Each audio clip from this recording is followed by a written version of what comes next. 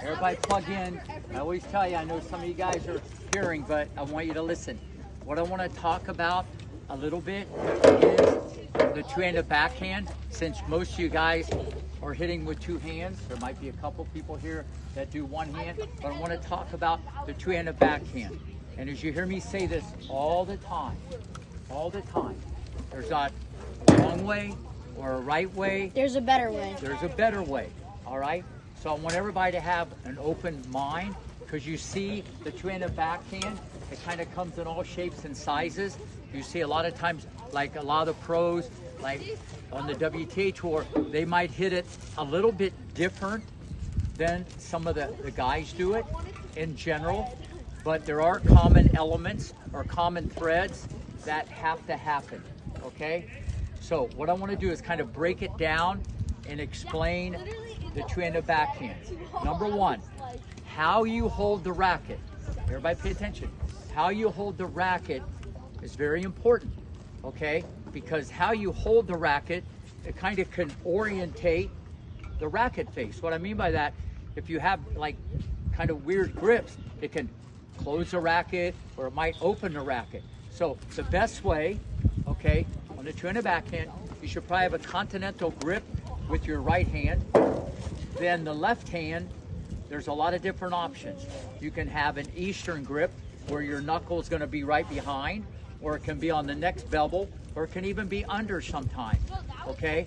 I've had it many different ways, but if you really want to hit a bullet, okay, the best is after you do the continental here, have an Eastern, your knuckle on that big bevel here, so that way when the racket comes through, it's going to be a little cleaner, or semi-Western.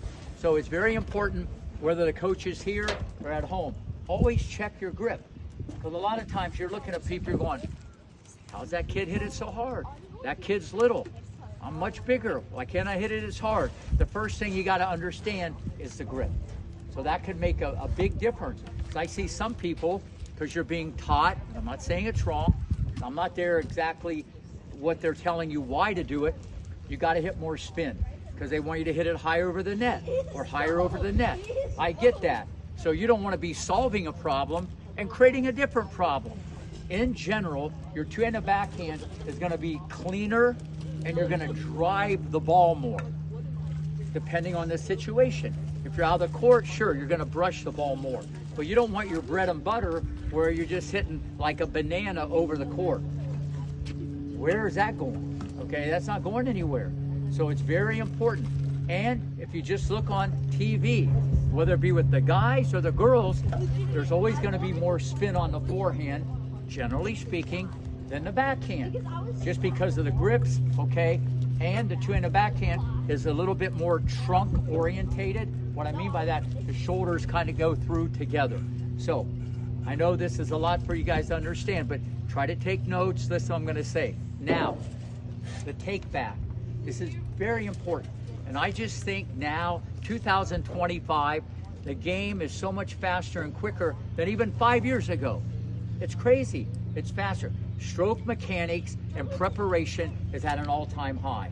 What I mean is, you know, if you're taking your racket back to Michigan, then to Canada, then over here to Ohio, then back down to Boca, and it's not the best way to do it. The problem is you're playing orange ball or green dot or 12 and under, the ball's not that fast.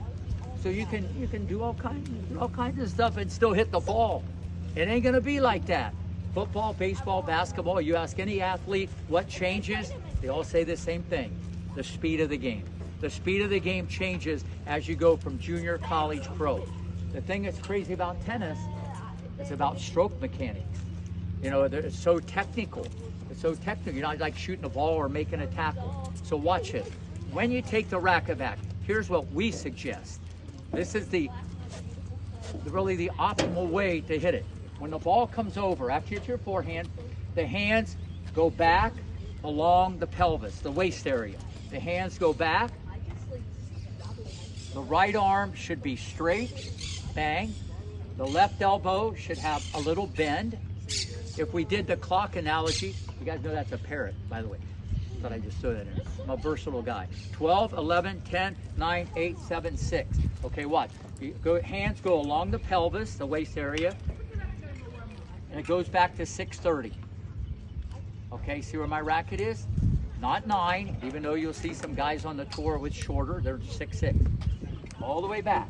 Right arm straight. Left elbow bent. Everybody with me? Very important. And we'd like the racket, okay, to stay on this side of your body the whole time. Now watch this. The power comes from where? The ground. So you're going to go like this.